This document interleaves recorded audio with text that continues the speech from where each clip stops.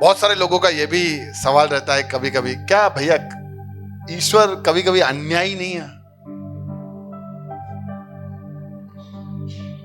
अन्यायी नहीं है। वैसे तो इसका जवाब मैंने पहले ही दे दिया। कैसे हम सोचते हैं कि ईश्वर अन्यायी है? क्योंकि हम देखते हैं कि भैया अमीरों को ज्यादा मिलता है। मिलना किसको चाहिए? गरीबों को। भैया गरीबों को मिलता ही नहीं है। ईश्वर ऐसा क्यों करता है? गरीबों को देना बहुत सारा। अमीरों के पास तो पहले से ही बहुत सारा पैसा है, गरीबों को क्यों नहीं देता है? अन्याय है। जिसको जरूरत नहीं है उसको ढगले पे ढगले, और जिसको जरूरत है उसको ठेंगे पे ठेंगा। ऐसा क्यों करता है ईश्वर? भैया उनके तो 3 बच्चे थे, एक मर जाता तो चलता, वैसे तो नहीं चलता, पर उनका तो एक ही संतान था। अन्याय क्यों किया ईश्वर ने? भैया एक ही तो उनका सहारा है, वो भी ऐसा आवारा हो गया है। अन्याय क्यों किया ईश्वर ने?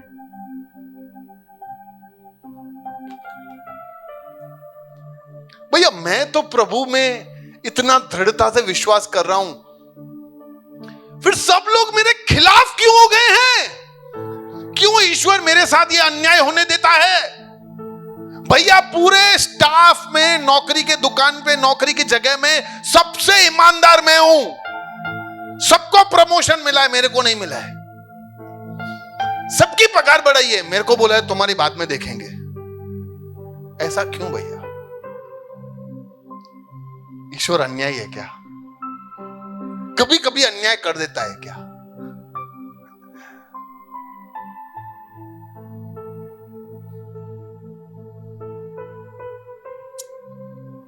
हम ऐसा सोचते हैं कि ईश्वर अन्यायी है।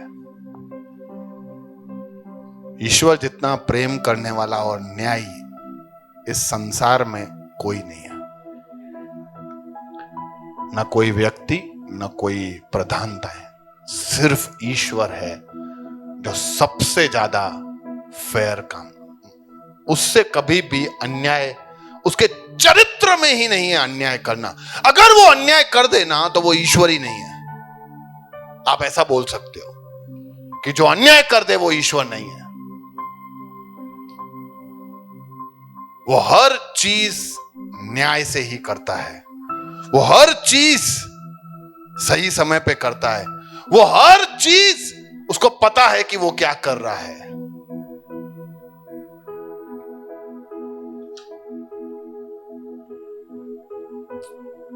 तो भैया फिर क्यों हमारे ऊपर इतना सताव है? सताव है ताकि हम दुनिया से और प्रेम कर सकें। आज हमने सीखा ना कि सताव से ही एक सोना तभी चमकता है जब वो आग में जाता है। क्यों भैया ऐसा बोला जाता है कि हमने धर्म बदल दिया है? अरे बोलने दो, तुमने बदला क्या? दुनिया बोलता है। मैं आपको यकीन दिला देता हूं, आप 500 लोग लेके आओ जो ऐसा बोलते हैं कि धर्म बदलते हैं ये लोग, और 500 लोगों से ही पूछो तुम्हें कैसे पता है, 500 का एक ही जवाब होगा, क्या? मैंने सुना है, मैंने सुना है, मैंने सुना है, मैंने सुना है, मैंने सुना है। ये सुना सुना वाले ही सब मिलके आपस में एक दूसरे को सुनाते हैं। और कभी कभी वो गुण हमारे अंदर भी आ जाते हैं। शीला बुधो नहीं, क्या बुधो नहीं? जमुना सुना तूने, सुना तूने, सुना? अरे सुना क्या सुना? इसी तरीके से लोग गलत बातें फैलाते हैं। प्रभु हमारा धर्म नहीं हमको बदल देता है, हमारे जीवन को बदल देता है, हमारे दिल और हमारी समझ और हमारी सोच को बदल देता है। हमारे साथ कोई गलत करता है तो हम अच्छा करते हैं और लोग बोलते हैं इसको कुछ हो गया है, कोई जादू हो गया है। अरे जादू तुम्हारे ऊपर हुआ है, ये तो जादू से बाहर आने के बाद का असर है। तभी तो तुम अच्छा कर सकते हो जिसके लिए तुम बनाए गए हो।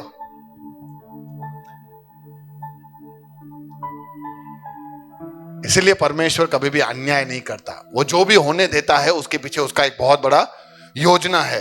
हमें वो बाद में पता चलता है कि वो हमारे लिए कितना भला था, लेकिन प्रभु कभी भी अन्यायी नहीं हो सकता। बाइबल ऐसा सिखाता है कि ईश्वर हमें कभी भी ऐसी परीक्षा में नहीं डालता जहां से हम बाहर नहीं निकल सकते। तो आप सोचो, अगर आप बड़े कठिनाइयों से गुजर रहे हो तो ईश्वर को आपके ऊपर कितना भरोसा है कि मेरा ये बेटा, मेरी ये बेटी ही इस काबिल है कि वो इतना सहन करके दुनिया के लिए उदाहरण बन सकती है। हालेलुया। आप परमेश्वर के लिए काबिल हो। परमेश्वर आपको देख के बोलता है, अरे यार, मेरे को पता है हिमांशु के लिए तो उसको बहुत सहन करना पड़ेगा, लेकिन मानना नहीं है, मुझे पता है वो खड़ा रहेगा, वो खड़ा रहेगा। इसलिए प्रभु कहता है कि प्रतिदिन अपना क्रूस उठा के चलो, और हमें वो उतना ही भार उठाने के लिए हमारे आगे आने देगा जितना हम उठा सकते हैं। कितनों के यहां छोटे छोटे बच्चे हैं? क्या आप अपने बच्चों से काम करवाते हो? नहीं कराते? कराओ यार, मैं तो मेरे बच्चों से करवाता हूं।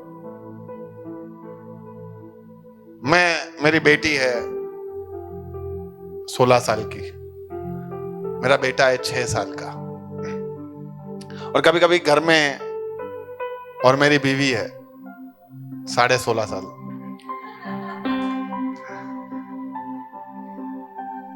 मैं 18।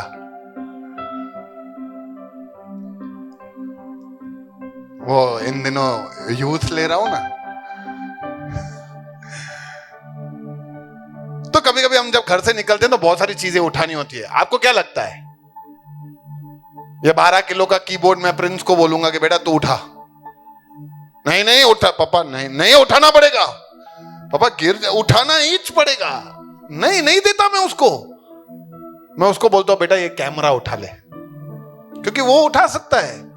तो जब मैं इतना समझ रखने वाला व्यक्ति, पापी होने के बावजूद मेरे बच्चों के बारे में मैं जानता हूं कि कितना वो उठाने के योग्य हैं, तो वो खुदा जिसका समझ अपार है, जिसका सामर्थ्य अपार है, जिसका नॉलेज अपार है, जो न्यायी है, वो अपने बच्चों को जब कुछ चीजों से गुजरने देगा तो उसको पता नहीं है कि हम सहन कर पाएंगे कि नहीं। काहे को हम हाथ उठा के बोलते हैं कि तू अन्यायी है। इसलिए आपसे नौकरी जाए ना, घर आके बोलना धन्यवाद प्रभु, मुझे पता है ये नौकरी में मैं बर्बाद ही हो जाता आगे जाके, ये तूने नौकरी हटा ली, अच्छा है। लेकिन एक बात याद रखना, उन पूरे समयों में हमारा चरित्र, चाल चलन परमेश्वर के योग्य होना चाहिए। हम नौकरी के दुकान पे, नौकरी के जगह पे चोरी कर रहे हैं और मालिक ने पकड़ लिया और निकाल दिया, तो घर आके धन्यवाद मत करना, प्रभु धन्यवाद, अच्छा है निकाल दिया। अरे वो निकालने वाला था। हमारा चाल चलन सही है और हमारे ऊपर कोई कठिनाई या विपत्ति आई है, धन्यवाद करो, क्योंकि प्रभु कभी भी अन्याय नहीं करता।